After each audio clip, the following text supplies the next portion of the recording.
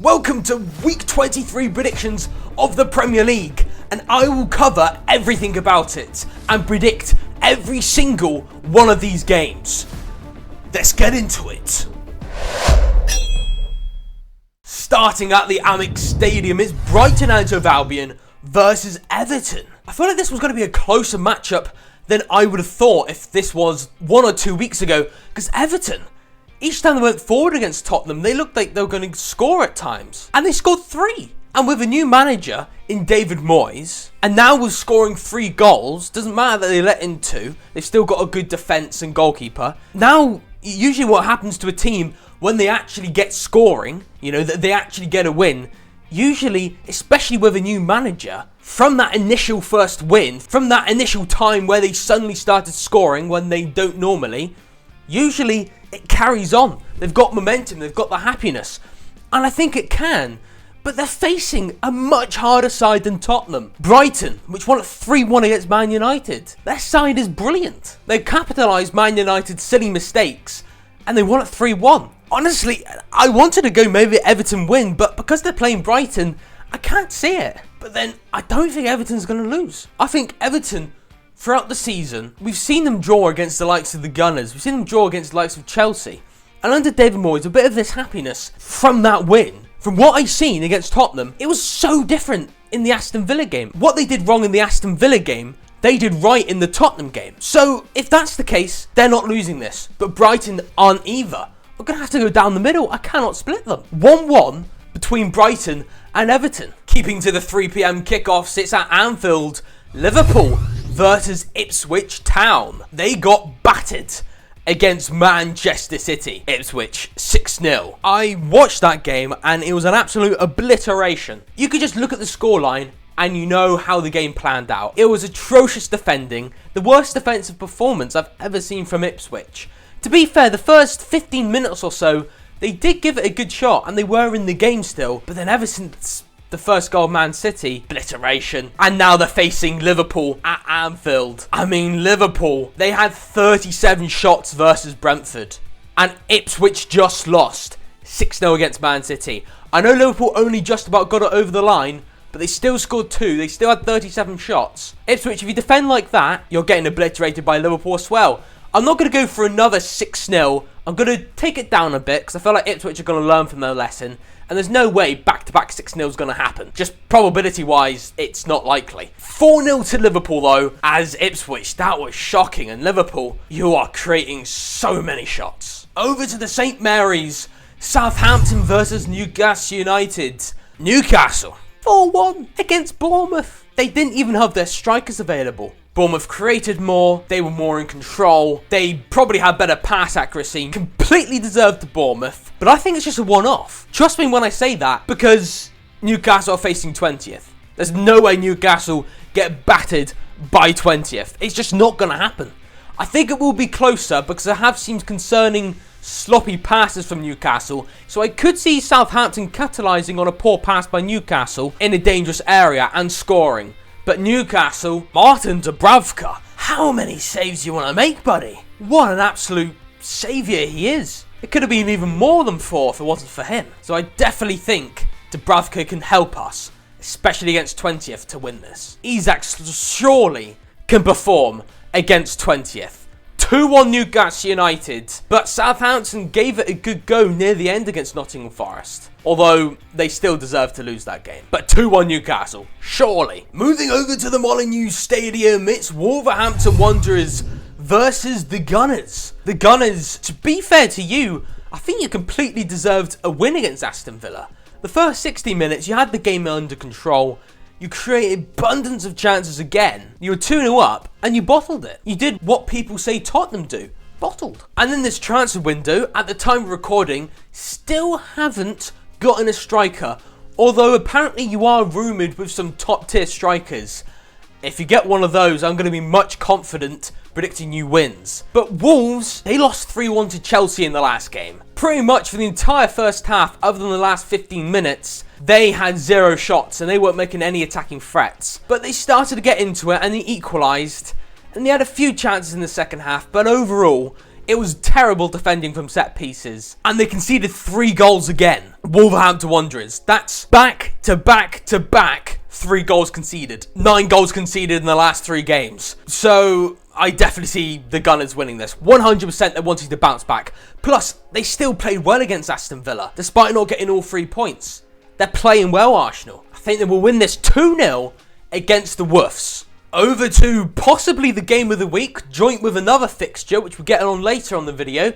It's at the Vitality Stadium. It's AFC Bournemouth versus Nottingham Forest. Bournemouth. Kluivert. Had to say it 3 times for the hat-trick. That's his second hat-trick of the season. I'm pretty sure his first hat-trick was a hat-trick of penalties.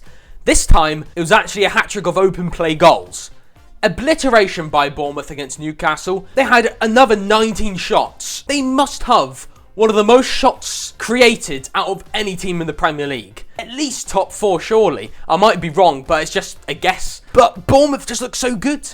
And at home against Nottingham, and after how they played against Newcastle, and how they've been playing throughout the entire season, and now they've just proved they don't need Evanilson or Unal. Oh my God. Doesn't matter with all these injuries. They seem to be cooking. But they are facing Nottingham Forest. That is a hard team. And they completely controlled the game against Southampton. I would have got 2 points in that game and got that prediction bang on. It was 3-0 and that's what I predicted. But then somehow out of the blue, Southampton got 2 random goals out of nowhere. But Nottingham Forest still won it. It's going to be such an interesting game. I see a Desmond happening. Desmond 2-2. 2-2. I honestly cannot split the sides. And Bournemouth are going to have so many shots against Nottingham Forest. You know how Nottingham Forest like to play. They let the team have loads of chances. But somehow, with great defending from crosses and set pieces and great goalkeeper, they manage to hold off. And when they're on the counter-attack, they obliterate teams. And that's exactly what's going to happen here. Although Bournemouth is still a hard side. So Bournemouth is going to be able to counteract them with their brilliant, fluent football. It could literally go either way. 2-2, I think, is a fair prediction in this one. Now to the next game of the week, you could say. It's at the Etihad Stadium. Manchester City versus Chelsea. Trevor Chalobah got man of the match by the commentators. And before they said that, I also thought he was absolutely brilliant. I remember in the first half, he made such a crucial sliding tackle one of the Wolves players. That was brilliant. And he made countless similar tackles like that. Countless interceptions. And he did really well. It was a good decision to recall him from his loan at Crystal Palace because he seems like a really crucial defender. And considering Chelsea struggled in their defence, when you compare it to how good their attack is, yeah, he's definitely going to be a crucial player. But if you think about it, Chelsea against Wolves, it happened again with Chelsea. It's happened a lot of times this season. When they're passing the ball in their own half, they seem to panic or can't progress up the pitch. So then they invite pressure and then they give away the ball in dangerous areas. And they were panicking. They didn't know what to do with the ball in the last 15 minutes of the first half. And I've seen it in the Carabao Cup when Newcastle won at 2-0. I've seen it in other games. And it happened again with Sanchez. Sanchez, the goalkeeper, gave away the ball from a pass. The distribution is terrible. And Chelsea, if they're going to make mistakes like that, now Manchester City, in my opinion, are back. Because I would say that game against Ipswich, I know it's only Ipswich, but that is the best game I've seen Man City play since the start of the downfall. They are back, 100%. And I don't care what you say, they are back and they are winning this. Like I said with Chelsea, if they make the mistakes that they seem to be frequently making, maybe not every game, but they're frequently making throughout the year, I definitely think, especially going away from home, that they will lose this. Overall, also, Man City have been doing better, but still Chelsea, it's going to be a close game and you're going to get a couple of goals. But Man City's also going to score and probably will capitalise on a Sanchez mistake by giving Man City the ball. 3-2 to Manchester City. Honestly, Man City are back. Sorry, Chelsea, but you can't make the mistakes you made against Wolves, because I've seen teams punish you in the past if you make mistakes like that. Moving on to the losing teams, it's at the Tottenham Hotspur Stadium. It's Tottenham Hotspur versus Leicester City. Now, last time these two teams faced was the first game of the season, and it was actually 1-1. It was actually a draw, and I could easily see it happening again because both sides are on terrible form. Both sides are in a relegation battle. Are Tottenham in a relegation battle? I don't think they're going down, but you could say they are in a relegation battle if you wanted to. Wouldn't put it past you if you did. But Spuds, the sack of potatoes, honestly terrible. To concede 3 goals against Everton, which I'm pretty sure has the worst goal-scoring form this season, is honestly awful. You can tell they're missing some crucial defenders, but maybe coming into this, they might have some of those defenders back, like Van de Ven maybe, like Romero. I'm unsure, I'm not 100%, but if they do, it's definitely going to back me up the reasoning to what I'm about to say. I think Tottenham will win this. Number 1, they're home, if that actually means anything, because there was a lot of away wins last week, but still they're home. It meant to be an advantage. And in my opinion, obviously, even with all these injuries for Spuds, their side, on paper, is obviously better than Leicester's. But Leicester, I thought, were improving in terms of their performances, but against Fulham, it was a poor performance. Poor result. Terrible. Tottenham, again, you look at it, they did win against Liverpool. Ange could be sacked. He might be by the time this is uploaded. But honestly, I'm going to have to go Tottenham.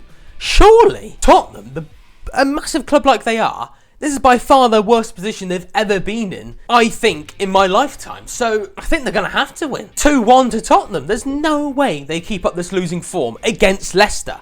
They're in 19th. They've lost like the last 6, 7 or so games, not including the cup game. Surely Tottenham are going to win this. 2-1 to Tottenham, especially if some of the players do return for them. Another London derby this week, as it's at Selhurst Park. It's Crystal Palace versus Brentford. Brentford did defend off Liverpool all the way to the 91st minute, but still, they did lose it. And comparing the chances they created to Liverpool, and comparing the trajectory of that game, they probably deserve to lose it. At times, they did make some very silly errors as well against Liverpool. And overall, I don't think they've been doing fantastic recently. They have not at all. And Crystal Palace, I think on paper, you may disagree, even at the start of the season and last season, I think they are a better side. Their squad is a better side, pretty much. They're on better form, and Brentford's away record's just terrible. Honestly, I think Crystal Palace are a really good side. They've proven it with another win, 2-0 against West Ham. Remember West Ham with a manager bouncing Graham Potter.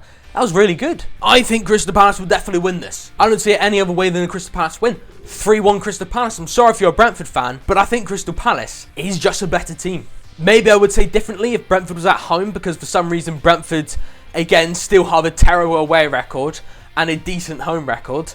But yeah, 3-1 Crystal Palace. At Villa Park, Aston Villa versus West Ham United.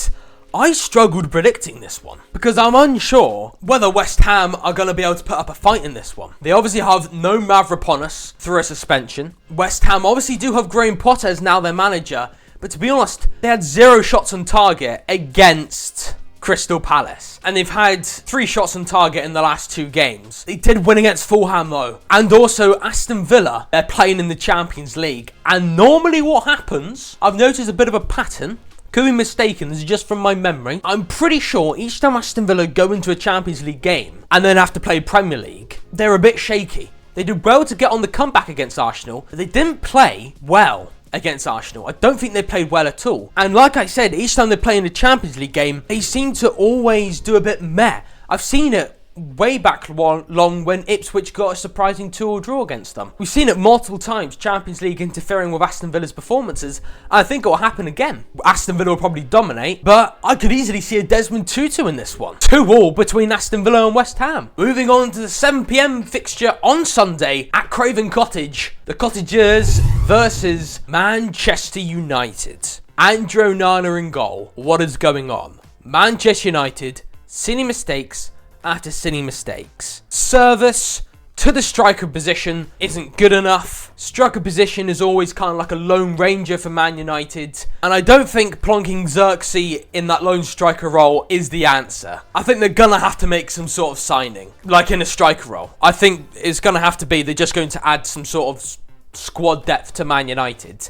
At the moment, they haven't signed anyone big, at least I don't think, at the time of recording. But Man United, it was just looking promising. And now you're facing the Cottagers, which won at 2-0 against Leicester City. Brilliant again by Fulham. They probably deserve even more points than they actually currently have this season.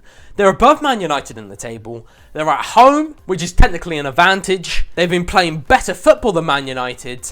They're creating less silly, puny tiny errors than Man United. And honestly, Man United, you played well against Liverpool, Arsenal and Southampton, and then you completely flop against Brighton. I can't go for you to win, because Fulham at the moment are better than you. But I can't go for you to lose, because surely the game against Arsenal, the game against Liverpool, the game against Southampton have to mean something. And Ruben Amorim's being honest and saying you're the worst Man United side, which at the moment you could say is true. So I like the honesty. They might be able to fire up the Man United squads. They might be determined, and I feel like they will be able to get something in this game. Not a win, because Fulham are too good, and Man United are also going to be maybe a bit tired from the Europa League game, and they also make too many silly errors to say they're going to win it. Sorry, Man United, you're not winning it. You might be able to, I think you will perform better, and you might even have a good performance. I think both these sides will have a good performance. It'll be really close. It'll be 1-1 between them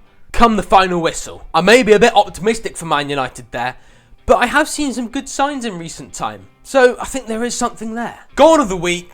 Unfortunately, I'm going to have to give it to a Bournemouth player, Justin Kluivert. Outside of the box, what a great goal. Dubravka can never save that. And what a great hat-trick, unfortunately. But what isn't unfortunate is how I did in game week 22 predictions. I got 4 points. Actually, maybe it is unfortunate, because that is not a good week. If Wolves scored one more goal against Chelsea and made that 3-2, I would have 1 more point and I would have hit 5 points. But it doesn't matter. Overall, that puts me on 119 points out of 438 points. Yeah, it's not going good for me. But something that might go good for you is this next video that I'm about to show you. Hopefully you're enjoying your day. Check out this banger of a video. Toodle pip.